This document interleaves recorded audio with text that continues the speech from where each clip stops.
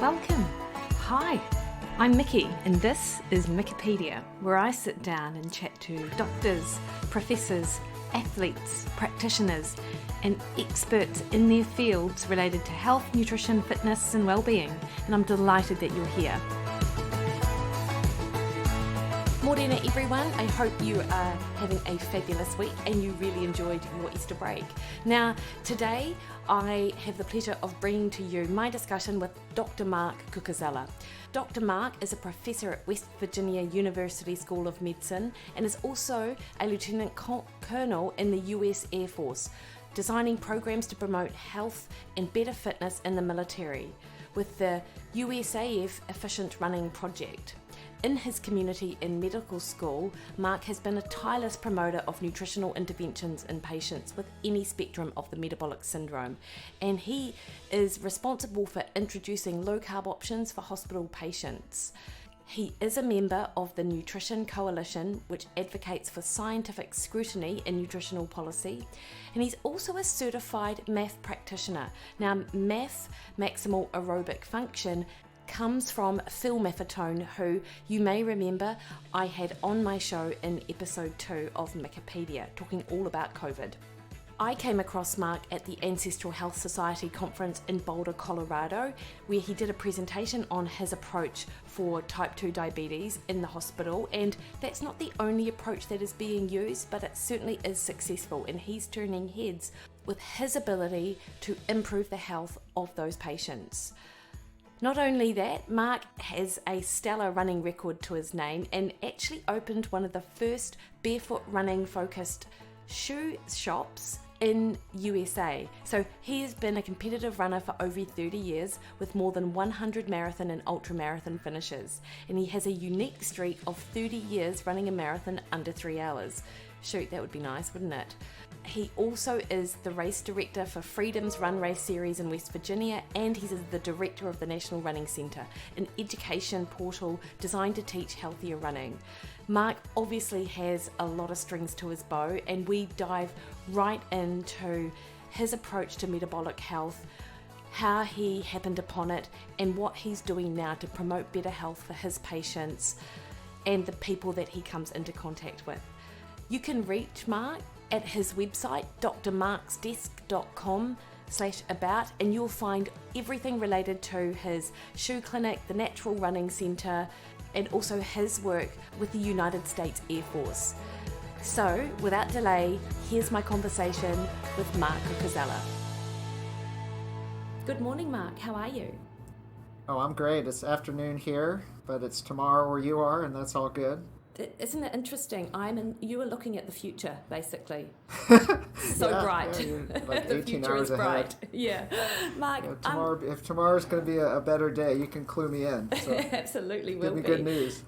Now, we were just talking before about how we could take this conversation in a number of different directions, because when I came across you in prior to 2016, but I saw you present at the 2016 Ancestral Health Society conference, or we definitely communicated. Maybe you saw me present anyway. And then I've done a lot of looking in and around on PubMed with your publications, and you seem to have such a seminal role in kind of bringing lifestyle into the management of type 2 diabetes, which I really want to talk about. But also, like myself, you're a runner, and I feel like there's this real synergy in terms of our potential love for running and what it can bring. And one of my original questions was going to be how your clinical practice came to kind of include a lot of this lifestyle intervention stuff, which is, I think, not unusual, but just it's not as common as what it could be. But of course, it probably stemmed from your own experience as being a runner and then kind of changing things for you. Can you kind of kick us off by giving us your backstory into how you kind of fell into the field that you're in? Yeah, I'll give the short backstory. I'm 54. I'm a professor at West Virginia University School of Medicine and have a mix of clinical practice, some hospital work. I'm in West Virginia, for those listening who are familiar with the United States. Our state's burdened with really poor health. We're either number 1 or number 2 for diabetes and obesity, a lot of food economy issues, food insecurity issues, affording good food, policy around that. But I spent a number of years active duty and then reserve. I just retired from the Air Force a few years ago, 29 years in. And if you had talked to me 10 years ago, I would have said, well, people just need to exercise more and eat less, and because it's kind of what works, right? Because we all kind of believe that, and we're told that. And even though we didn't really see it work in an obese population or a diabetic population, most of the people I dealt with in the service were pretty well people. I was a flight doc, so we deal with air crew, and if they're super sick, they're out of the Air Force. I really didn't have a lot of experience with working with the horribly sick, insulin-resistant patients until I actually came to West Virginia 15 years ago. So I got off active duty I was in Colorado at the time, and you saw Boulder. It's hard to find someone who's not well in Boulder. I took a job at University of Colorado, which is in Denver, another very active and well population. And then I decided to move back closer to my family across the country, back to West Virginia, which I was raised in Maryland, but this area is very close, and I like the mountains and the hills, Mikki. Like, as you know, if you don't have good trails, your life is not fun. So this place I found to live, the trails look the same as when I was a kid, and my dad would take me hiking. So I settled here in West Virginia, but immediately the people were different, right? The obesity rate, in the 1990s, 2000s, started to skyrocket, like a skateboard ramp, and moved here in the early 2000s, and the obesity rate was about double here in West Virginia as it was in Colorado. So in Colorado, maybe one patient a day would have one of those issues, so it really wasn't high on my radar. But in West Virginia it was. But what was kind of the Damascene moment, so to speak, something that really changed me? So I got assigned for a 6-month duty by the Air Force to help them with the fitness test in about 2012. They had tightened up the screws on the test, meaning the standards were now geared back to a running test, and 60% of your score was a run test. It's a 1.5 mile run. And if you fail the run test, you're out of the Air Force. So, analogy of what that would impact anyone listening who works in an institution. If you work in a big hospital or university, imagine they came in, on Friday and said, you all got to line up for a fitness test. Nice. And if you fail the run, have a nice day. Maybe we'd put you on some 3-month remedial program, but good odds you're going to be separated from that job. Yeah. And so the failure rates went up, and somehow I got brought in to be a consultant on this project and given 6 months exclusively to design a program to help the running component. I've been involved in running for so many years of my life.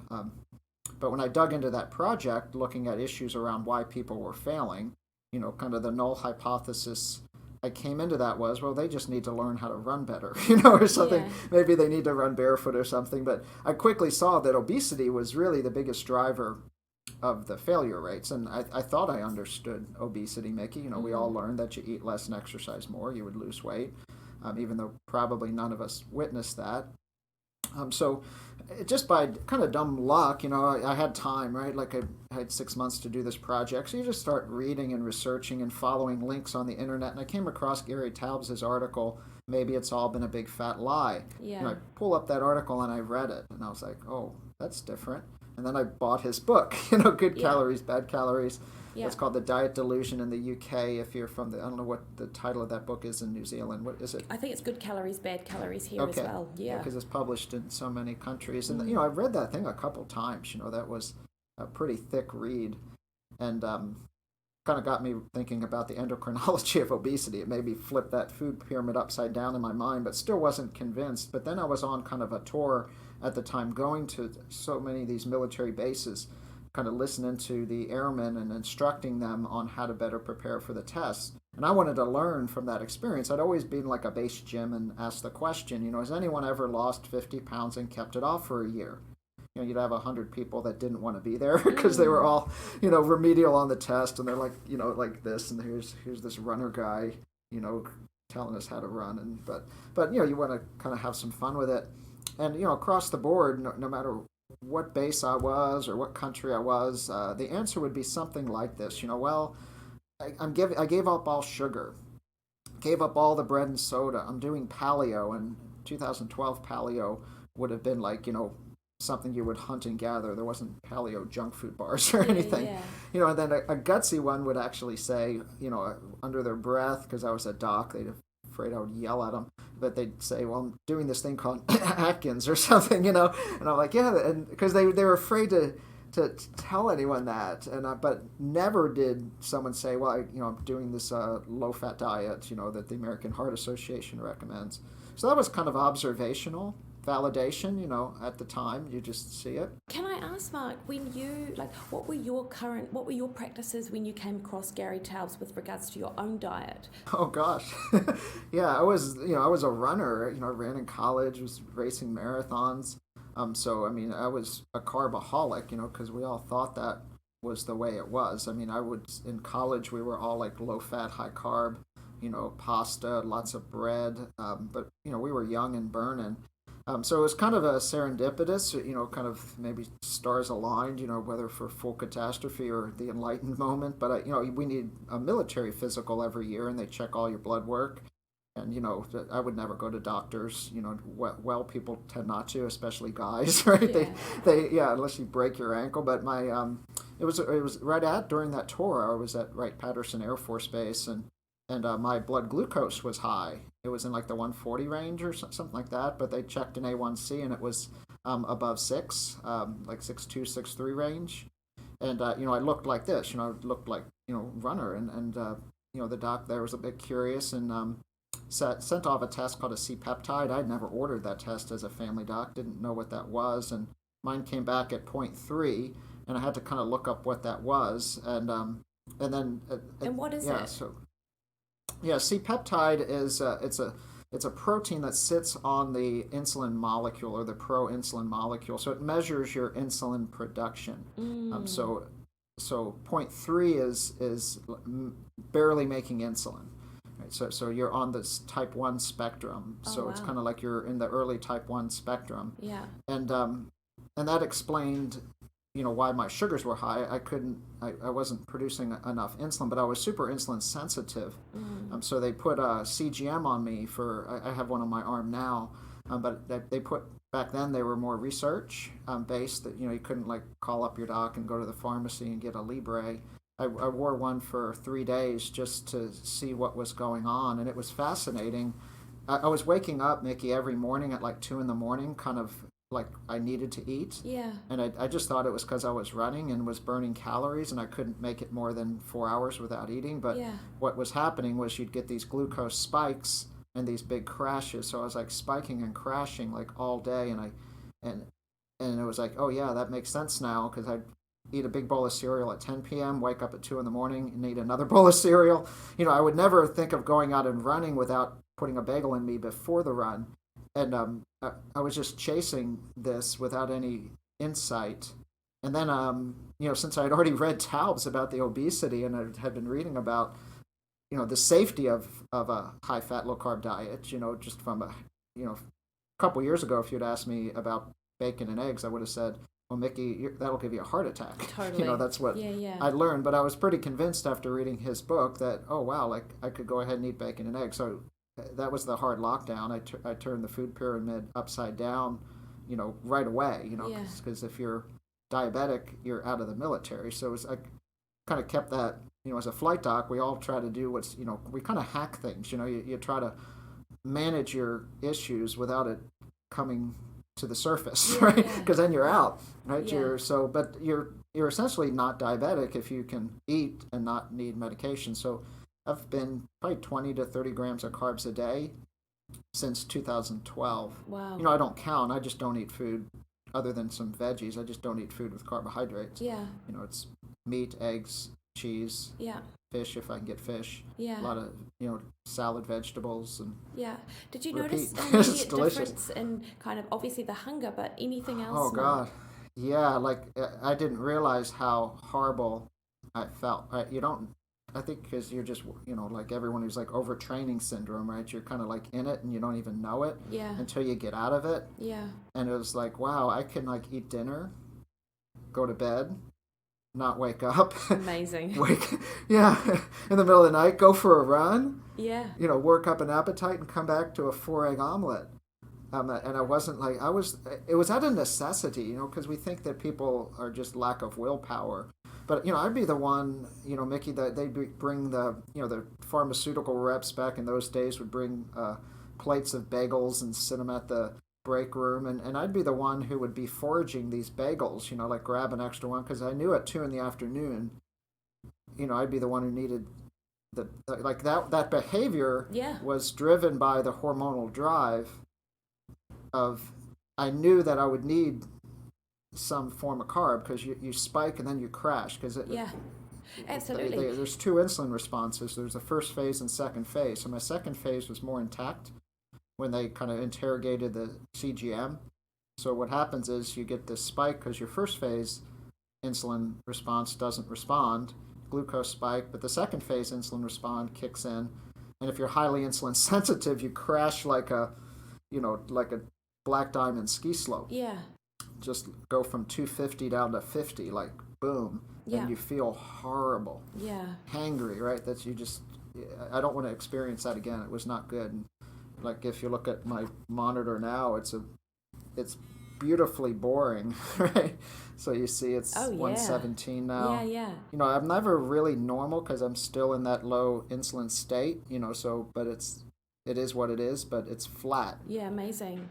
It's flat. Any surprises, Mark? So, we were speaking just before we came on the call, and I'd mentioned that I'd spoken to Zach Bitter, who also has been looking at his blood sugar response using a Libra. He's playing with it too. And he notices that, there are certain times of the day where it might be the dawn phenomenon where, he says he looks at a cup of coffee just before training and his blood sugar spikes. Yeah. So if you look at today, so I don't know if you can see, I ran at about 7 a.m. Oh, I see that. For an hour, and my sugar went up to 160. Yeah, interesting. From running, because my body can make, which Zach's can too, so a healthy body can make carbohydrate, can make energy, and if you don't have super adequate insulin response, you're not, like I can make my sugar go up to 200 pretty easy exercising, but it'll come down when I stop, because then the insulin sensitivity kicks in and you're not making glucose. You're not getting the gluconeogenesis. So that's not an unhealthy thing. No.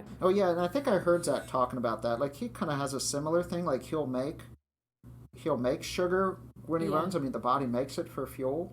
And then how quickly are you disposing of it? This is a low-intensity run, not a high-intensity run.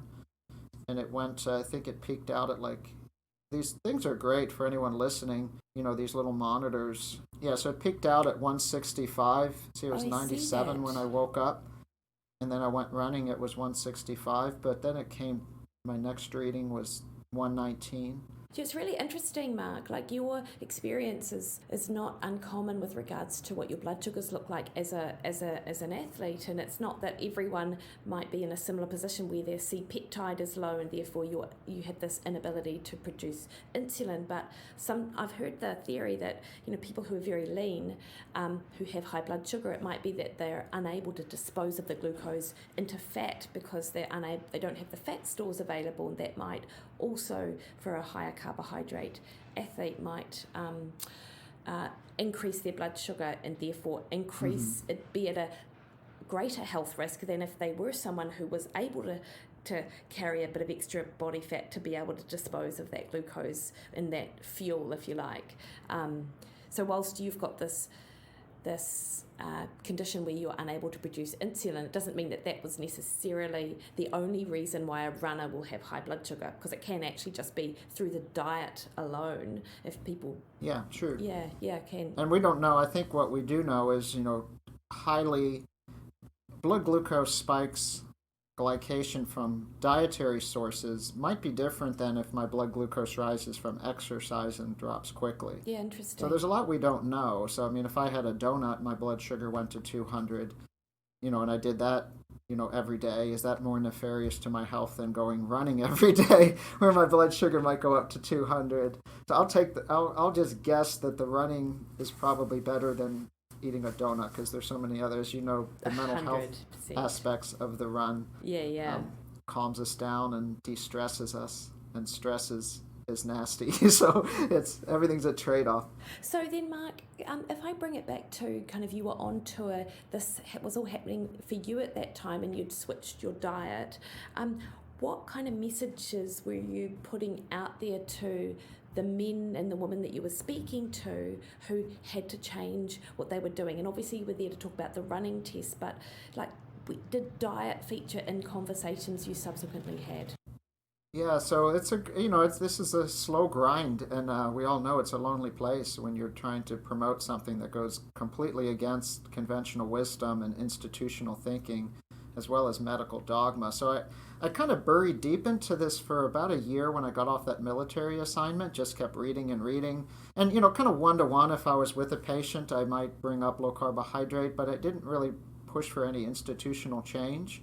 And then I went down, Tim Noakes and I taught a course together down in South Africa in 2013 and got to run the Wonderful Comrades Marathon. Amazing. If anyone is a runner out there, it's the oldest ultra. It's like a 56-mile run, and got to, run that with Zola Budd. She was part of our group down there. Just amazing humans and people.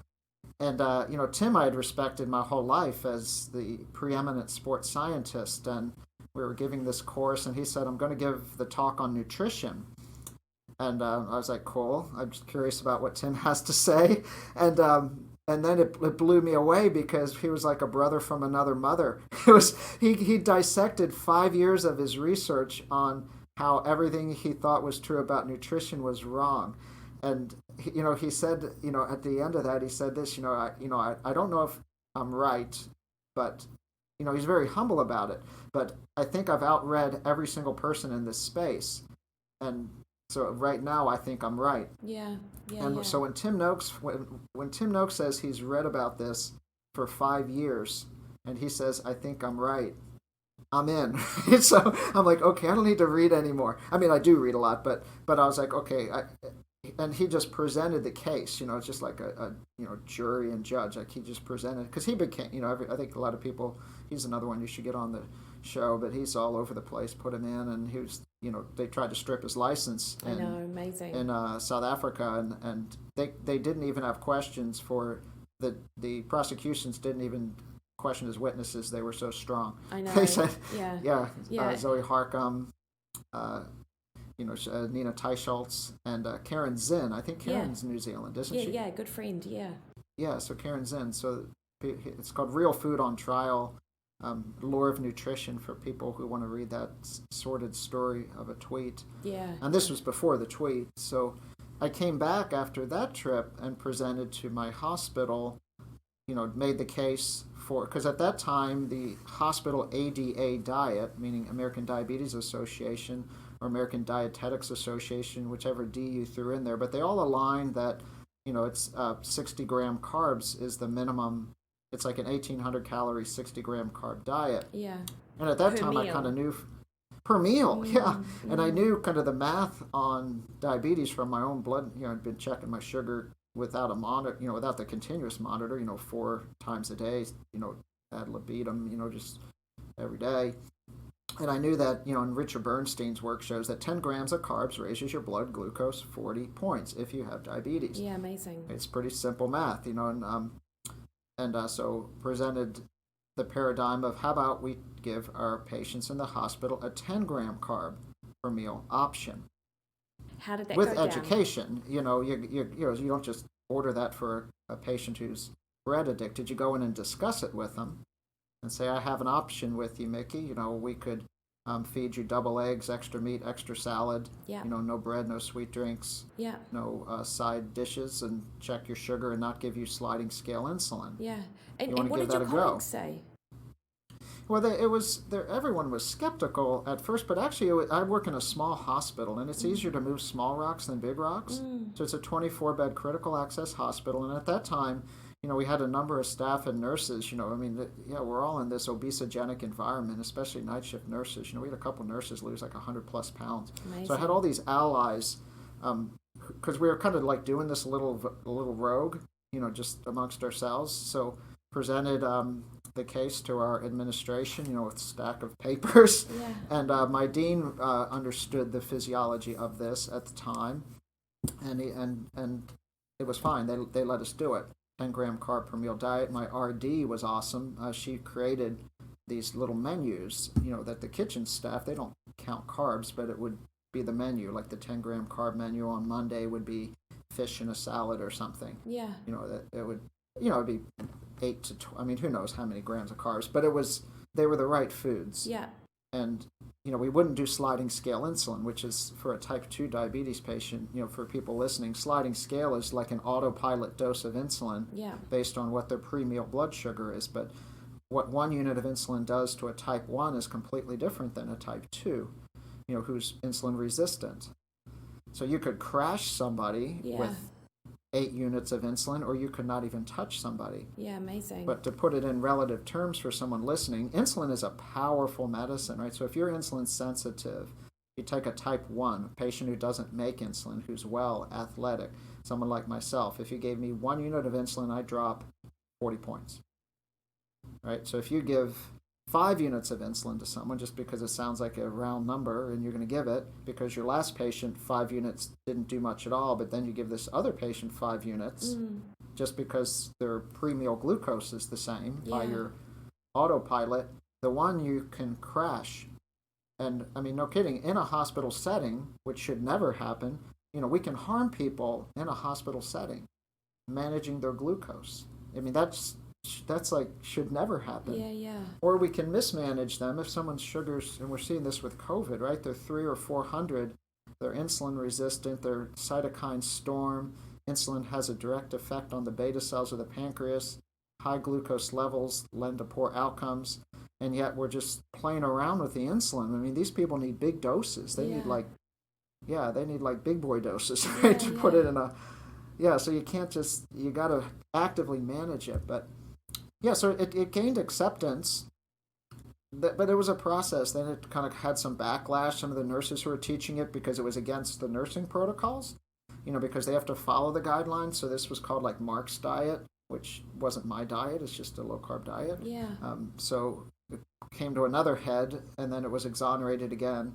But it's not commonly used by every single person here. It's not used in any of our bigger hospitals, although this Friday, which is Saturday for you, we have a conversation to implement this, because now COVID has made things become acutely aware that this high glucose and hospital management is important. So we're finally now, because of COVID, having a conversation with the larger hospital to start an inpatient protocol, involving dietary control of the carbohydrates as well as active management of the blood glucose with medication. So there's both arms of it. Yeah. So with regards to the dietary control, is that, so when I caught up with you in Boulder in 2016, you showed me a sheet of paper that detailed out kind of options for people, and there was a red, avoid these foods. There was that's Tim Noakes's. There you go. Sometimes foods, and then the everyday foods. And did you work with patients to help them understand what they were able to eat versus what they would ideally avoid? Yeah, that's kind of what it comes down to. And I just published a little book, like a patient book. It's called Low Carb on Any Budget, and we can share that with your readers. Just a free download. We got it. I got a grant. But you borrow what's the best stuff. So Real Meal Revolution, anyone can go onto that site. And these are the famous food lists. So Tim's first book was called Real Meal Revolution, which his first book on nutrition, and he had the famous green list, yellow list, red list. So, and it's just information. So green are your beautiful low-carb natural foods. It's going to be meats, it's going to be fish, it's going to be eggs, it's going to be natural fats, and it's going to be all the non-starchy vegetables. So that's the safe place. So many patients have no idea that like whole wheat bread is not good for their diabetes. Or, there's so much hogwash and marketing and misinformation. Well, fruit's a natural sugar, it doesn't count. So yellow list is kind of caution, but it's a good conversation point. Okay, so here are these foods that, they're not, foods aren't healthy or unhealthy. It's what your body does with them, right? So bananas and grapes and, maybe even some potatoes, sweet potatoes, these are natural foods, but they might raise your blood sugar. So check your sugar. And then red is clearly avoid all the flour, sweet drinks. Most of the obvious culprits, Yeah. pasta, rice, but these are the addictive foods. So then we talk about addiction, which is Yeah. another whole topic. But if they're not aware of what's harming them, this is harder than giving up smoking, Mikki, because they're all aware the cigarette's doing harm and they can give up smoking and not smoke. But you have to eat. Yeah. So this is harder. No kidding. I mean, I've been doing this for 9 years with people now, and it's not easy, right? They have to understand it, have discipline, be committed to do it, have access to you, be willing to fail, get back on board.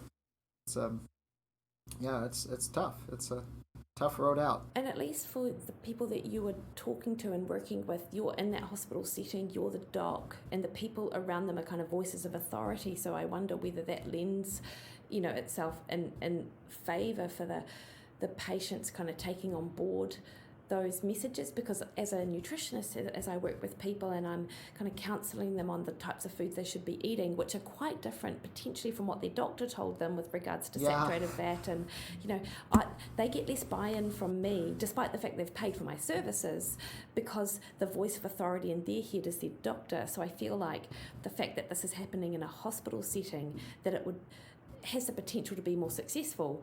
Is that the case?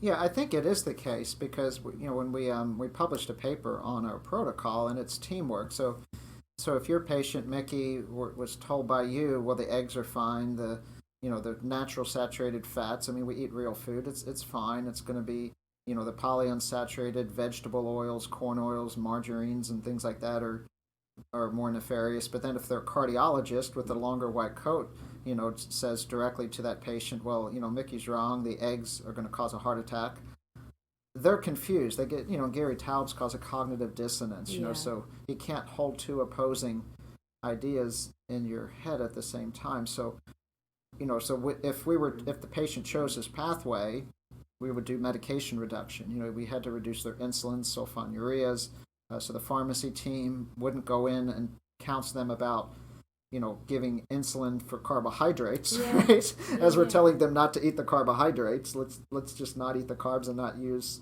the pre-meal insulin. A lot of them need basals, but we work with that. And then the RD, if they were going to come in, and if this was a low-carb pathway patient, they wouldn't show that standard plate. I mean, patients were learning in diabetes education training, done mostly by RDs, the plate. And the plate tells a diabetes patient to have 3 servings of starch at every meal. Yeah. And they come to you and say, even the patients are like, well, that doesn't make any sense, doc. They tell me to have 3 starches at every meal, and whenever I do that, my sugar's high. Yeah. It's like, no, you're right. We just need to, I should have brought the plates. I would walk around with the plate that they used to use for education for the otherwise well person, which has, a third of it is starch. Yeah. And I just have a red pen. Yeah. I was like, you just don't eat that part of the plate. Yeah. Right? The veggies are good. The meat's good. The eggs are good, because that was like the little part. So we just widen that out and don't eat that part. But yeah, and I'm in a place in my state. I mean, like, if you tell people, oh, it's okay to eat, meat and eggs, they grew up on this stuff, right? This is not Boulder, where they're all. I mean, no kidding. There's not this, vegetarian culture where everyone thinks that animals are bad for your health and the environment. I live in a very rural kind of area, and people grew up on farms, and they had their own chickens and their own animals, and they treated them humanely, and there was part of the way they lived and ate. They would never throw the lard out, right? That was like what you cooked your eggs in the next day. So it wasn't some weird extreme way of eating. It was almost going back to kind of going back their roots almost. Yeah, and you say, gosh, did any of your grandparents have any of these problems? And they're like, well, no. No. And so it's cool. It's fine. Yeah. Mark, I saw that you published a paper in the British Journal of General Practice that looked at adapting diabetes medications for low carbohydrate management. It was a practical guide for other practitioners or physicians to, I suppose, to address exactly that. Like, how would you manage medication for a client or a patient who subsequently goes low carb? And I wonder how much of the the pushback from physicians is potential just lack of knowledge of how to manage that side of it. Do you want to describe kind of the impetus for the paper and Yeah, it's a great question. It was fun working with David Unwin from the UK, David Kevan for the UK, Campbell Murdoch, and Dr. Patel, another pharmacist over there. So we had an endo, a pharmacist, and 2 GPs like myself. And so just like any medical procedure, there's a right way and a wrong way to do it. So the only risk of prescribing a low carbohydrate, or maybe we'd say, I like terms that, I'm learning new terms from colleagues, therapeutic carbohydrate reduction or something that, right? People aren't terrified. That sounds safe, right? Low carb, that sounds dangerous. So let's call it therapeutic carbohydrate reduction. And you're on large doses of insulin and these sulfonylurea medications, which make your pancreas squeeze out more insulin. So if you cut the carbohydrates in your diet, maybe you go online, right? People are doing this because the most popular search term now in Google for diet is keto or low carb. Because it works, right? There's hundreds of Facebook groups and recipe books because there's this underground tribe because people don't get support from the medical system. So the only downside would be if someone just starts this way of eating and they're on big doses of these medications, right? So you have to adjust the medications down. Blood pressure medications need to come down. So it's like any protocol. So there's a right way to do it and a wrong way to do it. So that was an article that focused on that medication side. And we have a textbook, those same authors and some additional authors. We have a textbook chapter and another paper expanding on that. Should be out in a couple months, with international collaborative group. And most of this is actually, we're all doing the same things in different parts of the world. It's easier to de-prescribe than to prescribe. But like as a student, Mikki, like a med student and a medical resident, I didn't get a single lecture on how to de-prescribe, meaning how to take medicines away. Interesting. Had thousands of hours of teaching on how to prescribe medications. But everyone's afraid, just medical culture is, it's dangerous to stop medicine.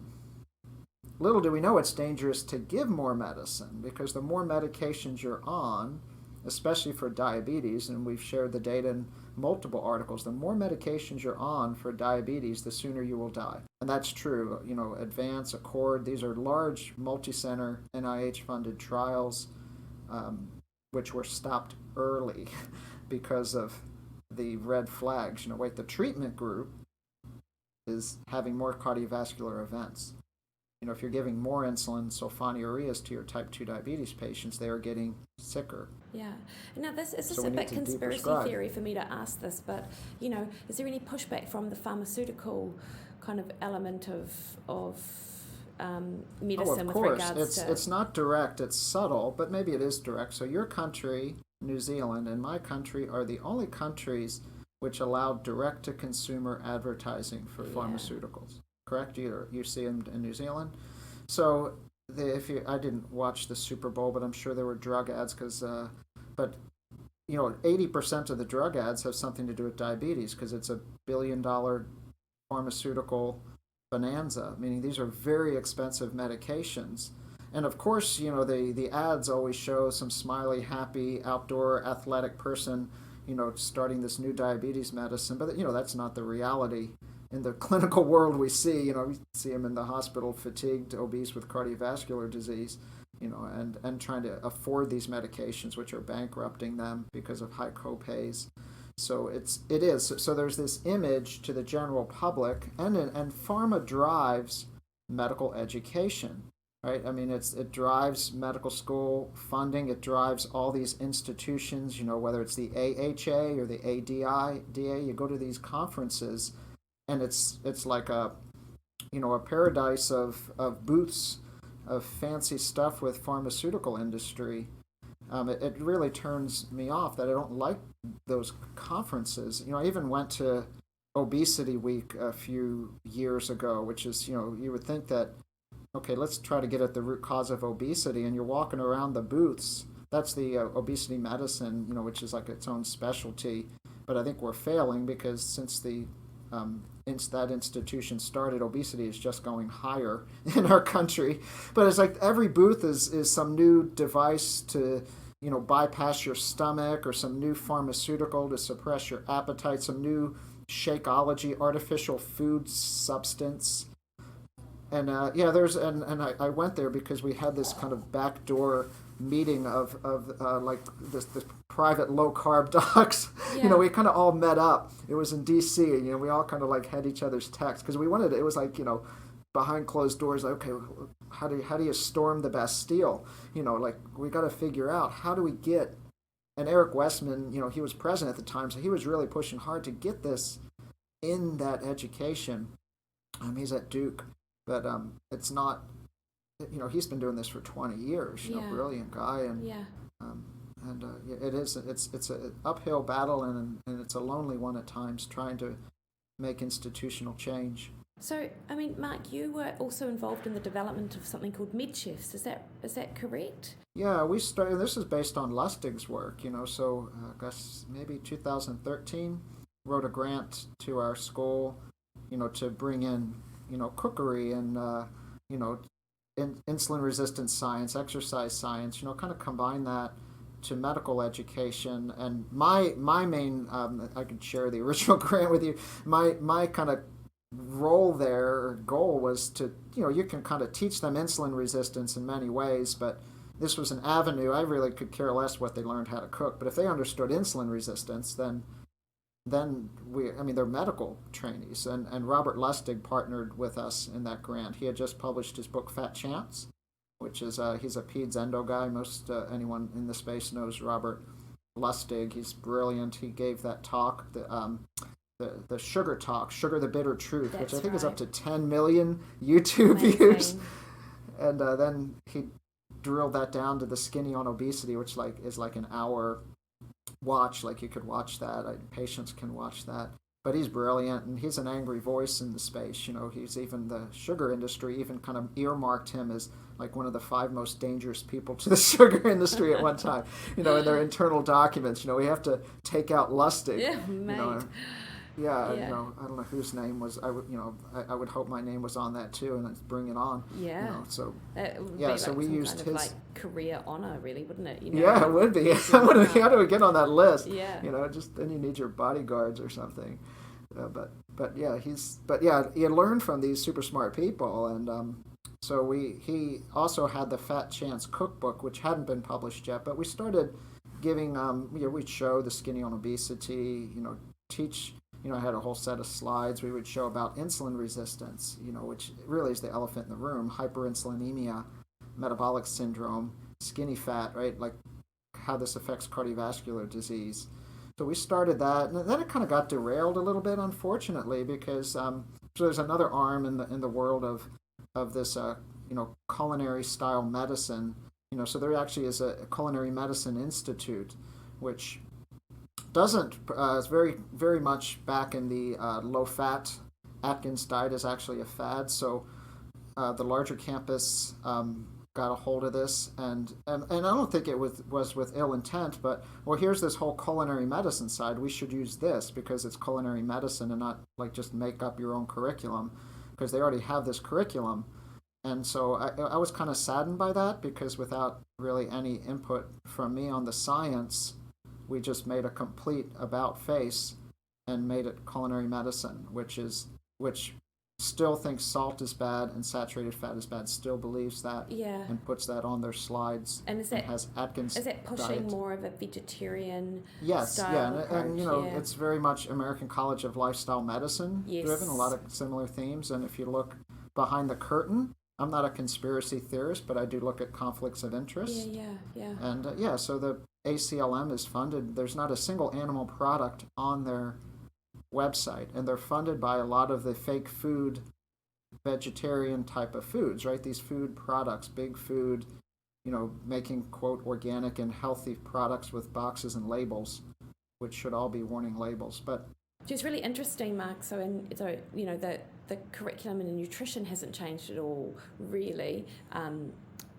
from when I studied it at universities, but also I'm still blown away. I have a friend who just finished a couple of papers in naturopathy, and they're so governed by that plant-based medicine, plant-based lifestyle, nutrition, and those messages that you just described, that saturated fat is bad, salt is bad. That's just prevalent, and so she did an assignment that basically that was really well researched and reviewed, had a lot of really up-to-date science, and put it in, and she basically just passed the paper because she disagreed with the lecturers and the curriculum premise of plants are better, and of course we're not saying that plants aren't good, but certainly no, not at all.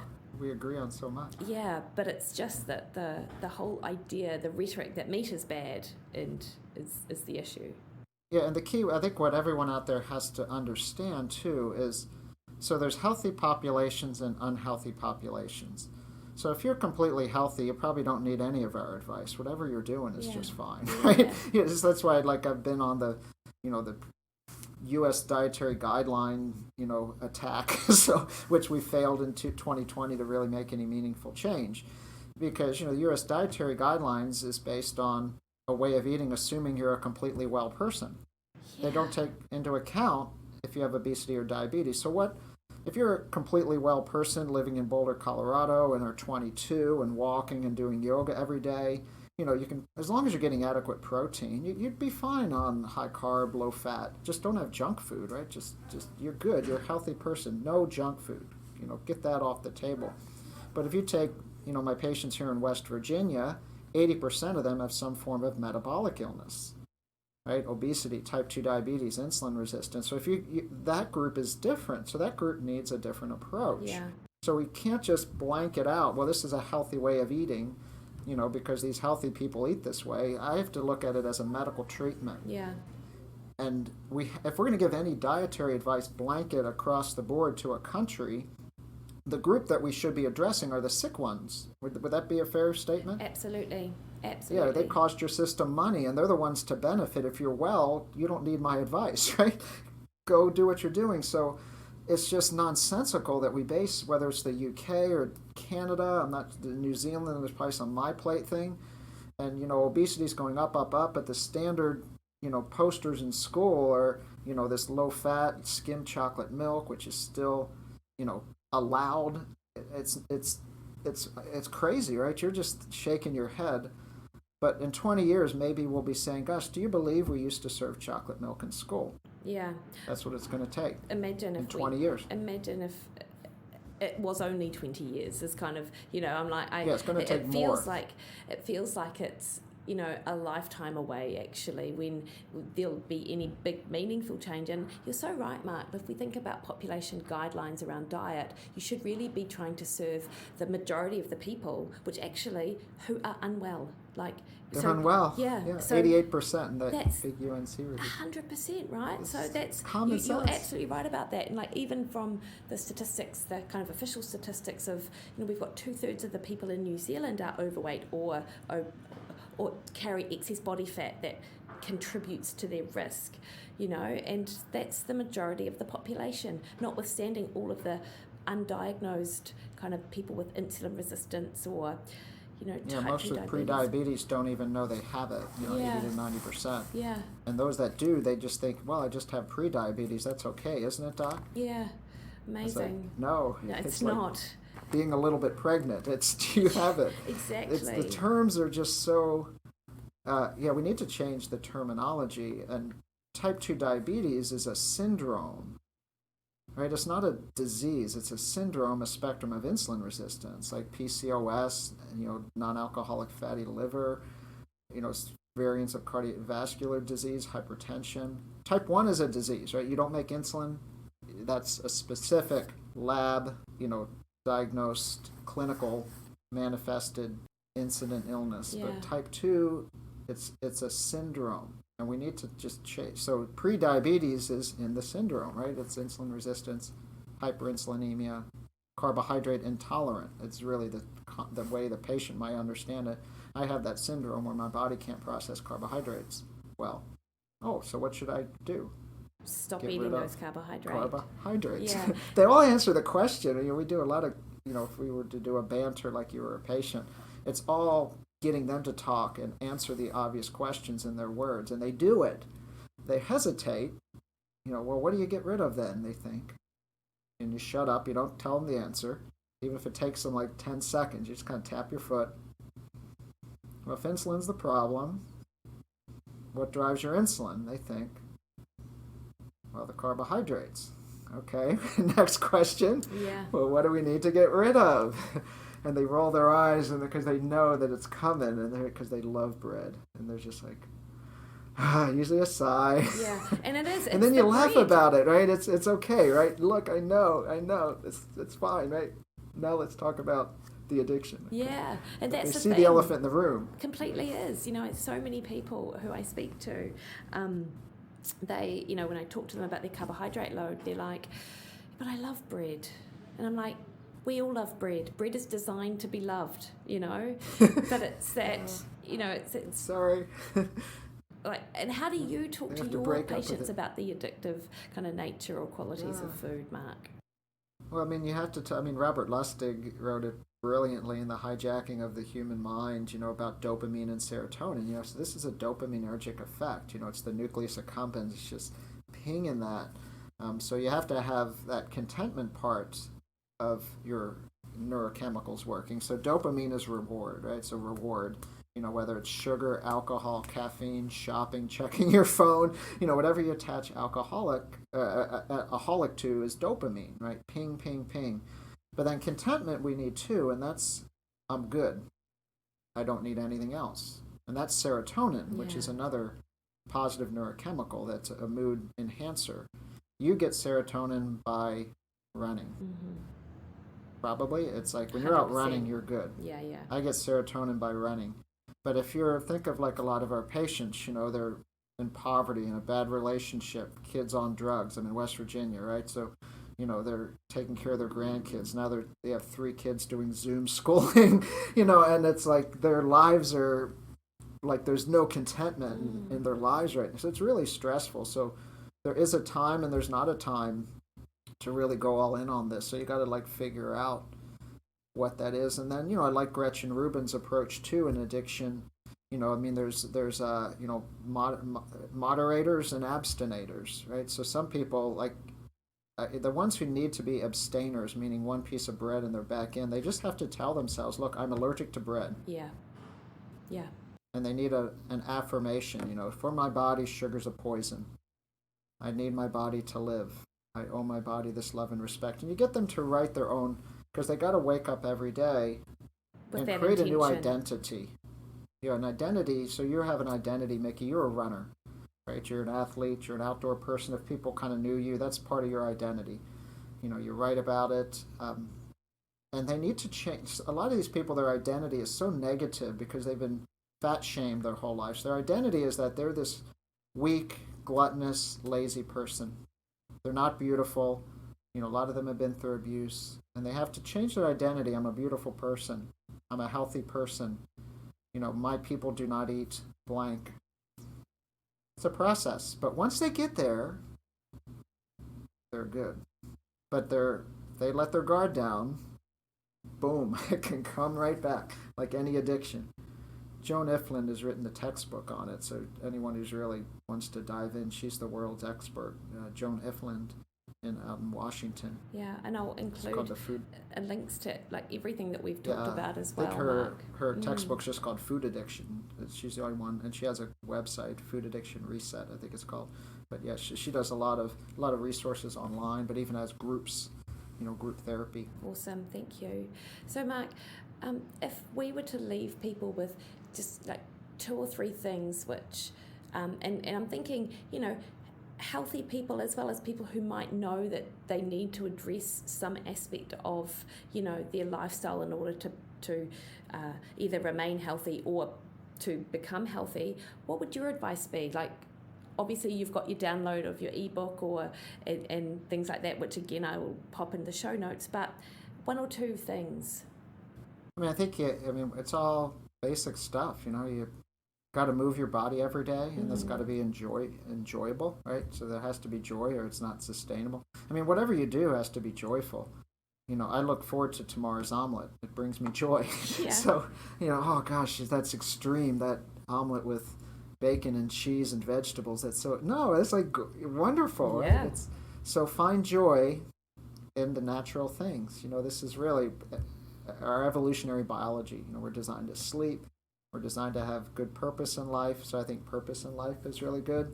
Find your tribe. Yeah. And make sure that tribe is one that's going to help enhance your health. I mean, there's even research showing that your body weight's reflective of who you hang out with. Yeah. Right? You've probably read some. I mean, you can find anything to support your point of view. But yeah, you start hanging out with people that treat themselves better, you're going to start doing that yourself. Yeah, absolutely. And I feel and like... give yourself a break, too. It's been a pretty rough year for so many people, so don't be so hard on yourself, right? People have to... my patients don't... when first time you see them, they don't love themselves, a lot of them, because they've been shamed. Like, if you can get them to love themselves and know that they can get healthier, right? I've never met a single person who couldn't get healthier. Yeah. And finally, Mark, sorry, because I just said, finally, Mark, tell us 2 or 3 things. But what I am interested in is, how successful do you think that this conversation is going to be on Friday with the larger organisation? I'm optimistic because our dean's an endocrinologist, and she's very supportive and understands the science of all of this. So you need someone kind of at the high level. So my role in this conversation is going to be talking about the nutritional management. Yeah. So my role is pretty easy, explaining all the endocrinology of how COVID affects the beta cells and the cytokine storm. I mean, there's like 80-page papers, but I could tell everyone, well, all we need to do, how about a small, short experiment? Let's do 10 grams of carbohydrates in that patient with COVID whose sugar is, whatever, and check their sugar.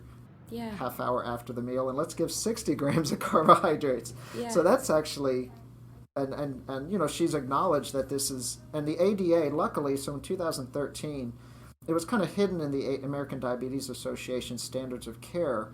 It called for individualization of therapy, which no one knows what that means. But in 2019, the document said, the most powerful way to control blood glucose is control the carbohydrates in the diet, or reduce the carbohydrates in the diet. So now, they actually, because they always revise the guidelines, you can never say, well, we were wrong or something. They always update the guidelines. So now all I have to do is, look, this isn't me making this up. By medical ethics, we should be offering people this option. Now, if they say, look, no, I'm too bread addicted, just give me bread and more insulin, patients they have rights. And if we're not telling them the most powerful way of controlling their sugar, and their sugar impacts their mortality, then we're wrong, right? We're out of ethical standards. And I'll paint it like that, right? This is an ethical obligation. Yeah. You've got to know their options. And then we have to learn as a team, who's going to teach them this? Well, maybe the doc on knows nothing about this, but we need to find the right person on every team to come in and help educate this person for when they go home. Yeah, for sure. Because that's several really layers. when the rubber hits the road, really, is when they're It's out when the of rubber, that. I mean, in the hospital, we can just, lock them down and not give them bread, but then when they go home, I want them to learn something, right? That's, if they learn something while they're in the hospital, that will help them when they leave. Yeah. Absolutely. Most patients in the hospital, COVID or non-COVID, leave the hospital with worse glucose management than when they came in, because the hospital takes control of it. Most diabetes patients, they check their sugar, they might use insulin or their meds or go for a walk, but when the hospital extracts control of the patient, and starts to manage it externally, reactively, you can imagine, it's roller coaster sugars. Yeah. It's a mess. So flat line is what we want. Yeah. My hope, and we'll follow up, I put in, maybe that someone has replied now, but I put in a plea as what would it take to get a continuous glucose monitor on every patient with COVID? These things cost $50 US.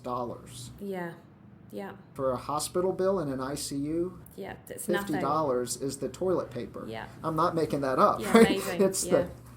It's like one little needle. It's like a little nothing, right? Yeah. They charge you $50 for that little IV catheter needle. Yeah, yeah.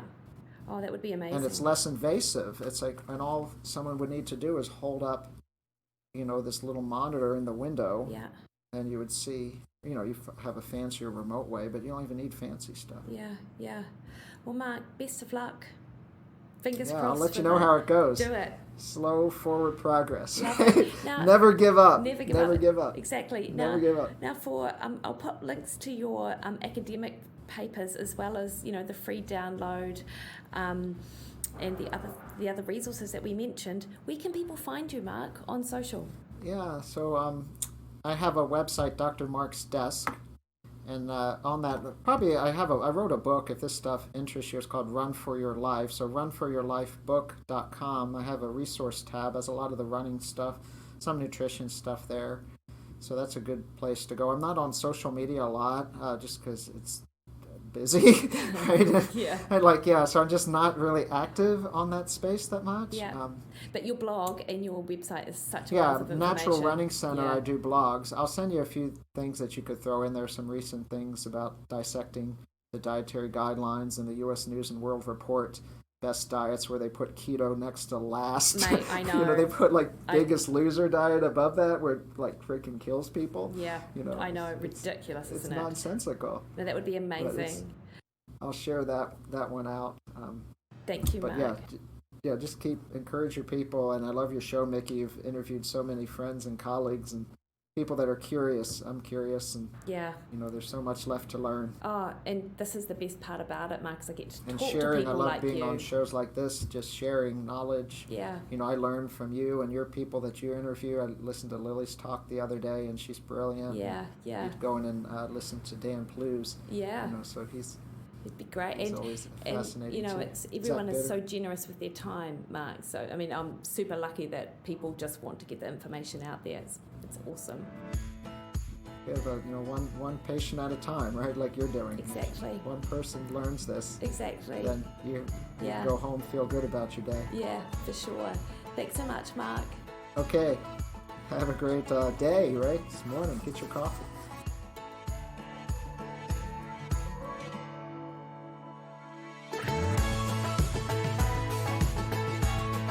Alrighty, team. I hope you enjoyed that talk, and he certainly is such a great character and really didn't kind of pull any punches with regards to his opinion on the state of affairs with regards to health and metabolic health.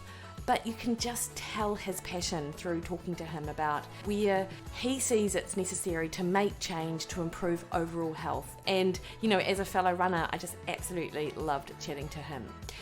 As I said, you can find Mark at drmarksdesk.com, and I will include relevant links in the show notes.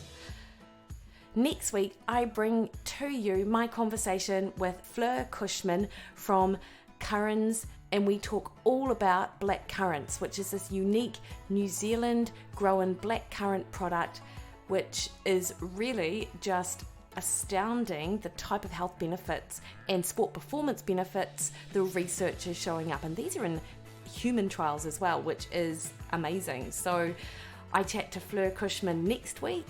And until then, you can find me over on Twitter and Instagram at Mikki Williden, on Facebook at Mikki Williden Nutrition, or over on my webpage, mikkiwilliden.com, where you can find my latest blog posts, send me an inquiry, book a consultation, or jump on my online nutrition coaching platform, where I provide you with meal plans, shopping lists, a weekly email, and the ability to contact me to individualize your approach to your nutrition.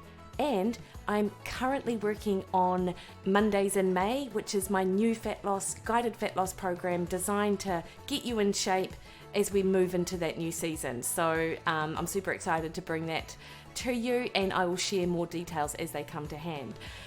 Until then, peeps, you have a great week, and catch you next week. See you later.